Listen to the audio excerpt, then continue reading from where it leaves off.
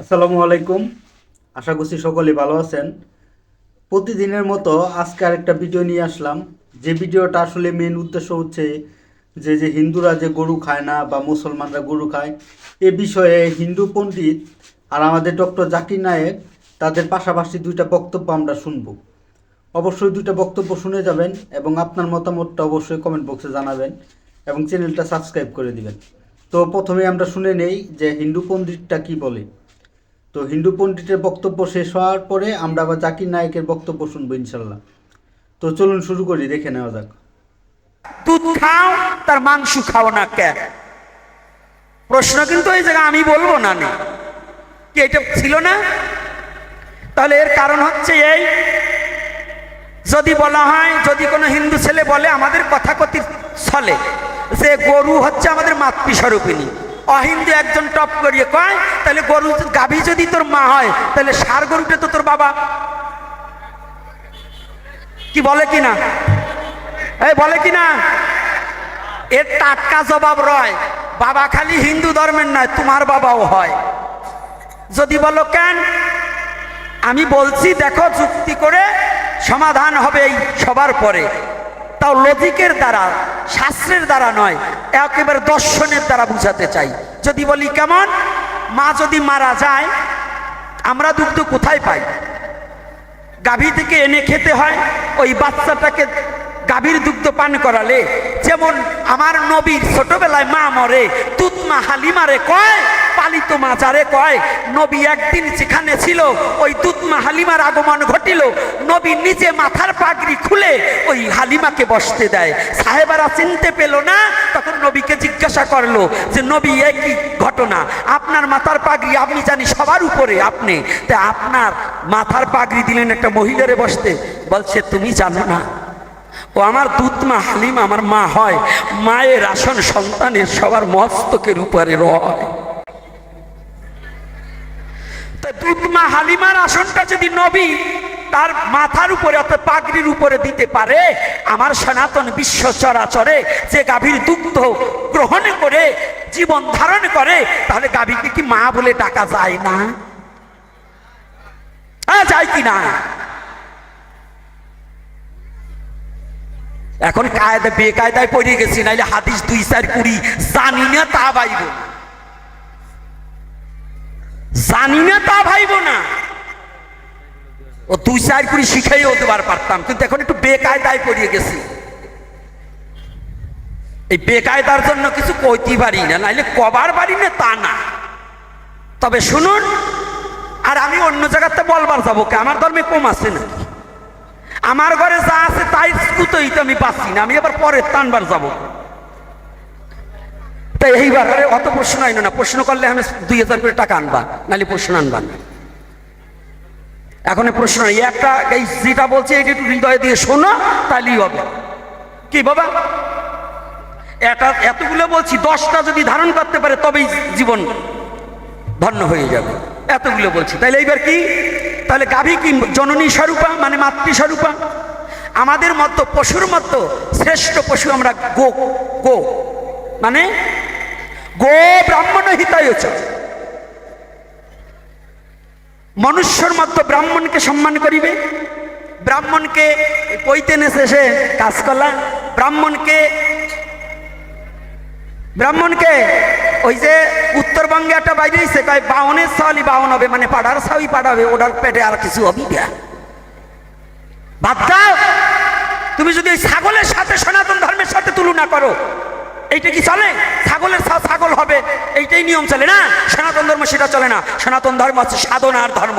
ব্রাহ্মণ হতে হলে সাধনা করে আত্মোন্নতি প্রকল্পে ব্রহ্মতত্ত্বকে অবগত হলে তাকে ব্রাহ্মণ বলে। সেটা ঋষির ছেলেও ব্রাহ্মণ হতে পারে। কথাটা একটু ভালো করে জানতে হবে। তাহলে পশুদের মতো গো, মানুষের মতো ব্রাহ্মণ। ব্রাহ্মণ আর বৈষ্ণবেতে কোনো পার্থক্য নেই। যদি কেউ বলে ব্রাহ্মণের হাতে বৈষ্ণব খায় না, বৈষ্ণবেতে ব্রাহ্মণ খায় না, না, এটা মিথ্যা কথা। আমি আমার ব্রাহ্মণে রান্না করে দিলে খাবো, কিন্তু সেই ব্রাহ্মণটা কেমন একটু তাই দেখবো, দেখবো না? একাদশীর দিনে চরণ ধরে ঝুলেতে ঝুলেতে নইয়ে যাবে, ওই হারামির রান্না আমি খাবো না। হ্যাঁ, চরণ চেনেন তো? আজকাল সনাতন ধর্মের মধ্যে গুরুদেবের পা ধোয়া জল খায় না, মুরগির পা ধোয়া জল খায়। কারণ হিন্দু বাড়িতে মুরগি পোষে, গুরুদেব দীক্ষা নেবার চায় না। কারণ দীক্ষা নিলে পরে আবার জ্বালা আছে, এটা খাইও না, ওটা খাইও না, এটা করে ওটা করো। আর যদি মুরগি পুষি তাহলে তার কোনো জ্বালা যন্ত্র নাই, প্রত্যেক দিন এটা করে ডিম দেবে। আমি দক্ষিণ অঞ্চলে গিয়েছিলাম পাটে, তাই এক মা সকালবেলা যাচ্ছে ঘাটে, পড়িয়ে গেছে আমার বাটে। তাই অমনি প্রণাম করে কয়, বাবা কি একটা কথা বলবো কি, আপনাদের দেখলেই প্রাণে লাগে ভয়। তাই আমি বলছি কেন মা? কয় আপনাদের নিয়ে খুব জ্বালা। বলে কি, আপনারা বাড়ি আসলে খাবেন তো খাবেন, আমাকে জ্বালাইয়ে যাবেন, আবার যাবার সময় কিছু নিয়েও যাবেন। তা আপনাকে বাড়ি আনারছে দুটো মুরগি পোষা ভালো। তাই আমি বলছি কেন মা? বলছে শোনো, শুনুন আপনার কাছে বলি, এই যদি আপনারা যাবার সময় সব নিয়ে যাবেন, আর যদি দুটো মুরগি পুষিও না হইলে সকালে দুটো ডিম দেবে, তাই বলেন কারা ভালো? এখন সনাতন ধর্ম তো ডিমের আশায় ধর্ম ত্যাগ করছে। এই সনাতনী যার বাড়ি মুরগি আর ছাগল আছে, এর এটাও সনাতনীর অরিজিনাল সনাতনী না। একটু চিকন মারলাম। মুরগি আছে কার কার বাড়ি, একটু হাত তুলেন তো।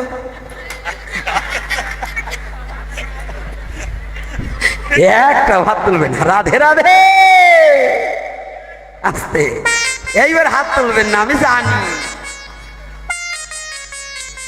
আবার কোনোটা ভাবতেছে আমি যে এই কাজ করি, এইটা গোসাই জানে কি করি।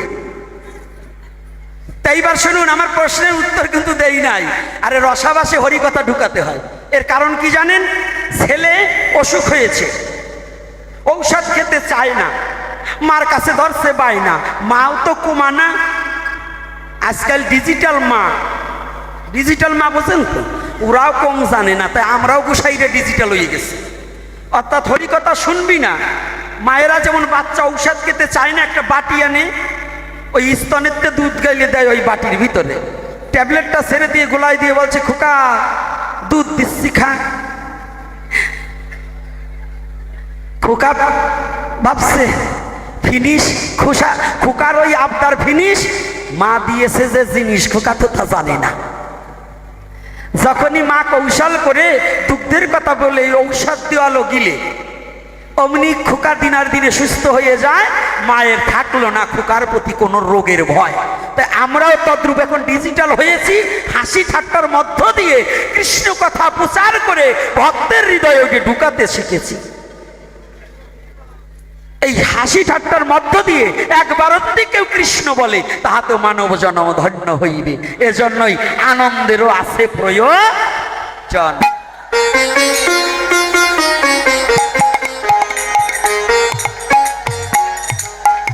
তাহলে গোমাতা আমাদের কি মায়ের সমান কিনা? গোমাতা মায়ের সমান কিনা?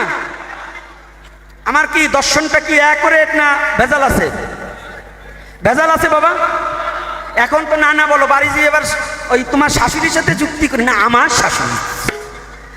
শাশুড়ির সাথে যুক্তি করে আবার বইল না যে গোসাই যা বলছে সব ভুল। শোনো, তাহলে যদি ওইটি হয়, তাহলে ষাঁড় গরু যে বাবা, যারা বলছে তাদেরও বাবা আমারও বাবা। এটা আমি আজকে দর্শন দিয়ে দেখাবো। এই বৃদ্ধ যারা আছেন, যারা হাল চাষ করতেন, আগে তো এই পাওয়ার টিলার ছিল না, ছিল বয়স্ক বাবারা ছিল। আচ্ছা, তখন হাল চাষ করতেন কি দিয়ে? আপনাদের বাপ দাদা কি দিয়ে চাষ করত? গাই গরু দিয়ে, মানে গাভী মাতা দিয়ে, না ষাঁড় গরু দিয়ে? হিন্দু সমাজে যদি ষাঁড় গরু দিয়ে হাল চাষ করত, তাকে সমাজচ্যুত করা হতো, তাই না? গাভী গরু দিয়ে একজন পাইছে। তাহলে গাভী গরু দিয়ে যদি হাল চাষ করতো, তাকে কি করতো? সমাজচ্যুত করা হতো না? আর যদি ষাঁড় গরু দিয়ে হাল চাষ করতো, তাহলে এক বলদের সাথে দুটো বলদ, তিনটা বলদে হাল চাষ করে আপনার মতো ব্যক্তিকে নাচাইছে এই ভবের পরে। কেমন? আপনার মুখে আহার যে জন জুগাইয়ে দিয়েছে, হাল চাষ করতে গেলে গরু ছাড়া কি হাল চাষ মিলছে? বাবা, হিন্দু মুসলমান যারা আছেন, বৌদ্ধ খ্রিস্টান, কি মিলছে বাবা? পাওয়ার টিলার তো 3 দিন ধরে পেয়েছি। এর আগে কি গরু দিয়ে হাল চাষ করতে হতো? তাহলে ওখানে সামনে দুটো ষাঁড় গরু থাকতো, ওই ষাঁড়েরও যা যা আছে, পিছনে যেটা ঠেলে নিয়ে বেড়ায় তারও তো তাই আছে। পিছনে ঠেলতো কেটা? তোমার বাবা, তোমার বাবা, আমার বাবা, আমার দাদা, কি এরাই তো ঠেলতো না? মায়েরা যাইতো হাল চাষ করতে। কারা? কথা বলে না। তাহলে বাবারা যেত না? তাহলে ওই ষাঁড় গরু দুটো পুরুষ, আমার বাবা পুরুষ। তাহলে এই তিন পুরুষে চাষ করে আপনার মতোই হারামজাদাকে তৈরি করেছে, আমার মতোই হারামজাদাকে তৈরি করেছে। অর্থাৎ বাবা ওই চাষ করে ওই গরু দুটো কাঁধে জোয়াল নিয়ে বাবা নাঙল ঠেলে ডাইন বা বলতে বলতে চাষ করে যে ফসল ফলাতো, সেই ফসল অন্ন ব্রহ্মের রসে বিষ্ণু, অন্নতে ব্রহ্মের সৃষ্টি, আর ব্রহ্মের দ্বারাই অন্নের সৃষ্টি। অন্ন আর ব্রহ্ম একই নয়, এই কলির জীবের জন্য অন্নগত প্রাণ হয়। এই অন্ন খেয়ে যে বীর্য ধারণ করে, তাহার দ্বারা তোমার বাবা মাতৃগর্ভে বীজ ছেলে তোমার মতো জন্মাছে এক ছেলে। এই ছেলে যদি এখন সেই বাবাকে ভুলে যাও, শাস্ত্র পড়ো কি ফাও ফাও।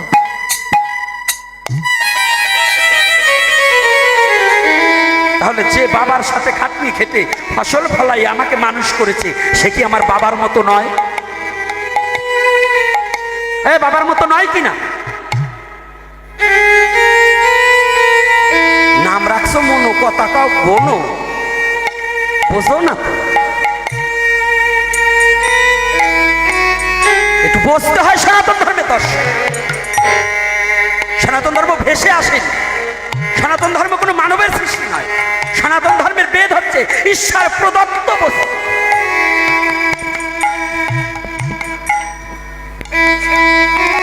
এই সনাতনী জাতির অবক্ষয় হচ্ছে একটা কারণ, হিংসার কারণ। না হলে সনাতনী জাতিকে কেউ দাবিয়ে রাখতে পারত না। এই হিংসা কি জানেন? একতাবদ্ধ না হওয়ার কারণ। তো হিন্দু পণ্ডিতের কথা তো শুনলেন, তো এবার চলুন আমরা আসলে শুনে নেই জাকির নায়েক কি বলে এবং তার কথাগুলো আমরা একটু বোঝার চেষ্টা করি। Good evening doctor Zakir Naik. আমার নাম গুলাবচাঁদ বিশ্বকর্মা। আমার প্রশ্নটা হলো, বকরি ঈদ এটা কিছুদিন পরেই হবে এই বছরে, আর মুসলিমরা তারা বিশ্বাস করে যে এই বকরি ঈদে তারা কোরবানি দেয় ছাগল, মহিষ, গরু, বিভিন্ন পশু। আর ইসলাম ধর্ম অনুযায়ী ইনসানিয়াত আর মানবতা খুব গুরুত্বপূর্ণ। প্রত্যেক মানুষ দয়া দেখাবে বিভিন্ন পশু পাখির প্রতি, আর মানুষের প্রতি, সবার প্রতি তারা দয়া দেখাবে। মুসলিমরা যদি এটা বিশ্বাস করে, তাহলে কেন তারা কোরবানি দেয় এই ছাগল, গরু বা মহিষ? বকরি ঈদে কেন এগুলো জবাই করে? মুসলিমরা যে কাজটা করে সেটা কি মানবতার পক্ষে আছে, মানে মানবতা বা ইনসানিয়াত? ভাই খুব সুন্দর প্রশ্ন করলেন যে আমরা বকরি ঈদে কেন গরু ছাগল কোরবানি দেই। বকরি ঈদ না হলে কি কোরবানি দিতে পারবো? যে কোনো পশুর কথা বলতে পারো। প্রশ্নটা হচ্ছে ঈদ না হলে কি কোরবানি দিতে পারবো?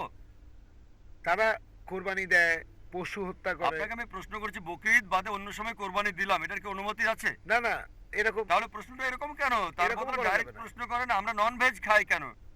ঠিক, আপনার প্রশ্নটা বুঝতে পারছি আপনি না। তো জানতে চাচ্ছেন আমরা নন ভেজ খাবার খাই কেন, মাংস খাই কেন। আমার প্রশ্নটা হলো বকরি ঈদের সময় নিয়ে আর অন্যান্য সময়গুলো। আচ্ছা ঠিক আছে, দুটোর উত্তর দিচ্ছি।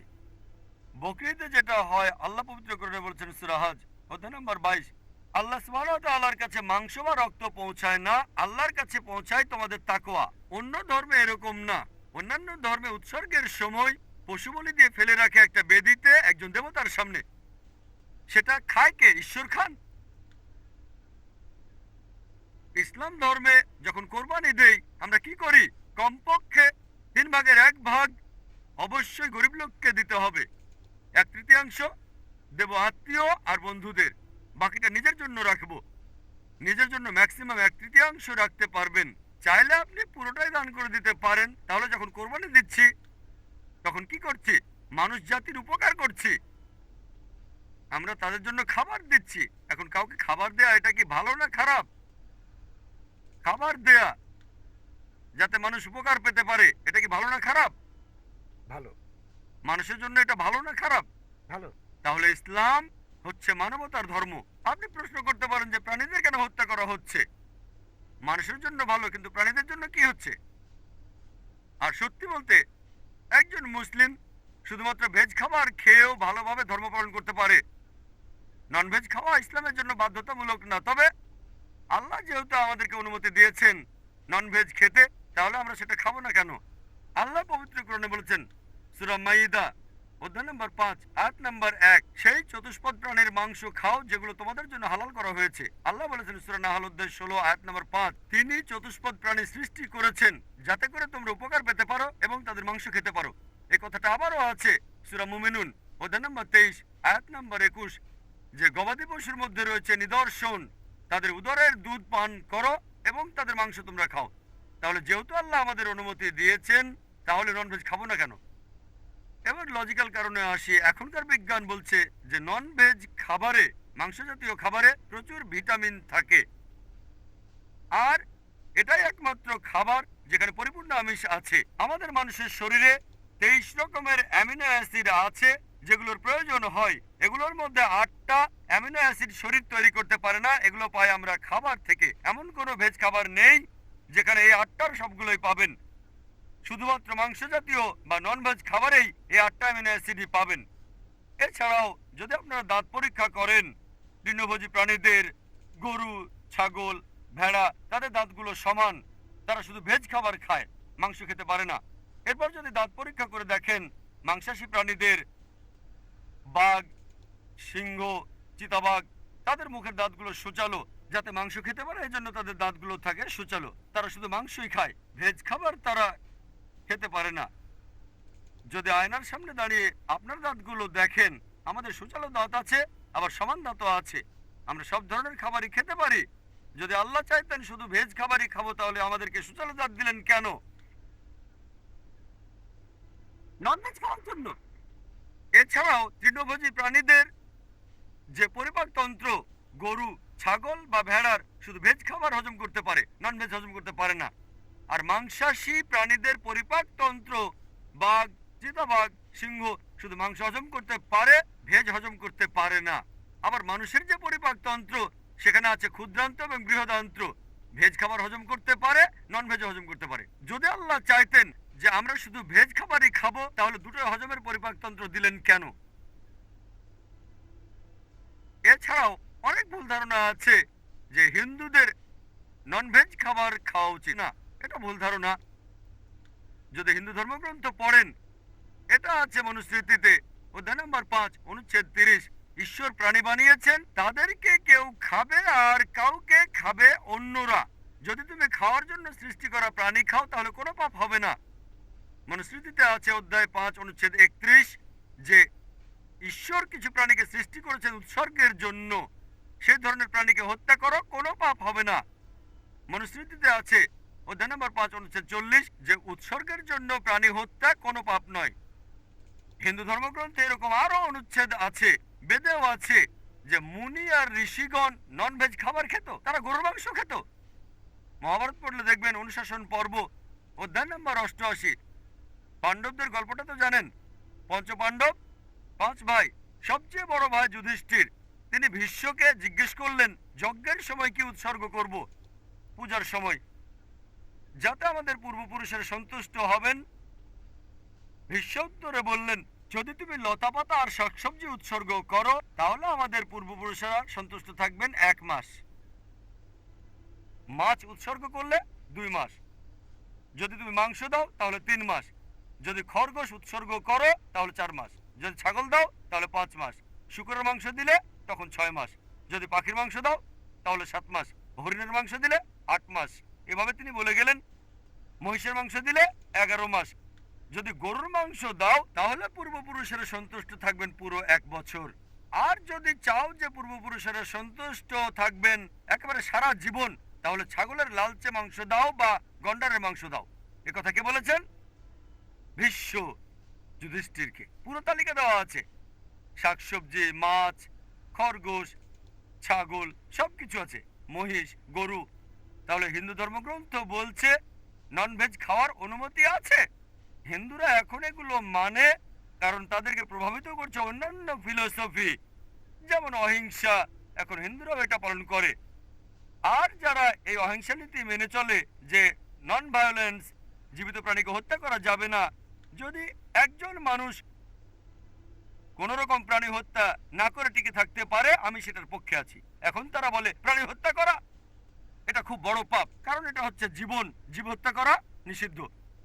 এখন বিজ্ঞান উন্নত হয়েছে আর আমরা জানতে পেরেছি যে গাছপালারও জীবন আছে। তাহলে ভেজ খাবার খেলেও তো জীব হত্যা করছেন। তখন যুক্তি বদলায়, ঠিক আছে আমরা মানছি যে গাছপালারও জীবন আছে, তবে ব্যথা অনুভব করতে পারে না। তাহলে একটা গাছকে হত্যা করা প্রাণী হত্যার চেয়ে কম গুরুতর পাপ। আচ্ছা, তর্কের খাতিরে মানলাম। কিন্তু এখন বিজ্ঞান বলছে আমরা মানুষরা যে শব্দ শুনতে পাই তার কম্পনাঙ্ক 20 সাইকেল পার সেকেন্ড থেকে 20,000 সাইকেল পার সেকেন্ড, এর নিচে বা উপরে হলে আমরা শুনতে পাই না। বর্তমানের বিজ্ঞান বলে যে গাছপালা কান্নাকাটিও করে, কিন্তু সেটা মানুষ শুনতে পায় না। আমেরিকার এক কৃষক একটা যন্ত্র বানিয়েছেন যেটা দিয়ে গাছের কান্না মানুষ শুনতে পাবে আর জানতে পারবে কখন গাছের পানি লাগবে। তখন হয়তো বলবেন, আচ্ছা ঠিক আছে মানলাম যে গাছপালা যন্ত্রণা অনুভব করতে পারে, তবে এদের 2 বা 3টা ইন্দ্রিয় কম আছে, তাই গাছপালা হত্যা করা কম গুরুতর পাপ পশু পাখি হত্যার চেয়ে তাদের ইন্দ্রিয় 5টা। আচ্ছা, তর্কের খাতিরে এটাও মানলাম যে গাছপালা 2টো ইন্দ্রিয় কম থাকে পশু পাখির চেয়ে। আপনাদের একটা প্রশ্ন করি, যে ধরেন আপনার ভাই, আল্লাহ না করুন, ধরেন সে জন্মালো বোবা আর কালা হয়ে, আর বড় হওয়ার পরে তাকে কেউ মেরে ফেললো, তখন কি জজের কাছে গিয়ে বলবেন, মাই লর্ড এই খুনিকে কম শাস্তি দেন কারণ আমার ভাই ছিল বোবা আর কালা, এভাবে বলবেন? আপনি জজকে বলবেন তাকে বড় শাস্তি দেন, আমার ভাই ছিল মাসুম, সে শুনতো না, বলতে পারতো না। তাই ইসলাম ধর্মে এমন না যে 2টো ইন্দ্রিয় কম বা 2টো বেশি। আল্লাহ পবিত্র কোরআনে বলেছেন সূরা বাকারা অধ্যায় 2 আয়াত 168, তোমরা বৈধ আর পবিত্র খাদ্যবস্তু থেকে আহার করো, যেটা ভালো পবিত্র সেটা খেতে পারেন। আর এছাড়াও যদি অমুসলিমরা তারা ননভেজ খাবার খেতে না চায়, আমার কোনো সমস্যা নেই, আপত্তিও নেই। শুধুমাত্র যখন বলছেন এটা পাপ, মানবতার বিরুদ্ধে, তখন আমি উত্তর দিচ্ছি। এমনিতে অমুসলিমরা ভেজ খাবার খেলে সেটা আমার জন্য ভালো। যদি সব অমুসলিম ননভেজ খাওয়া শুরু করে দেয় তাহলে গরু ছাগলের মাংসের দাম বেড়ে যাবে। তাই ব্যক্তিগতভাবে আমার আপত্তি নেই। তো শুনলেন জাকির নায়েক সাহেব কি বলে এবং তার উত্তরগুলা শুনলেন। আশা করছি সকলেই বুঝতে পারছেন।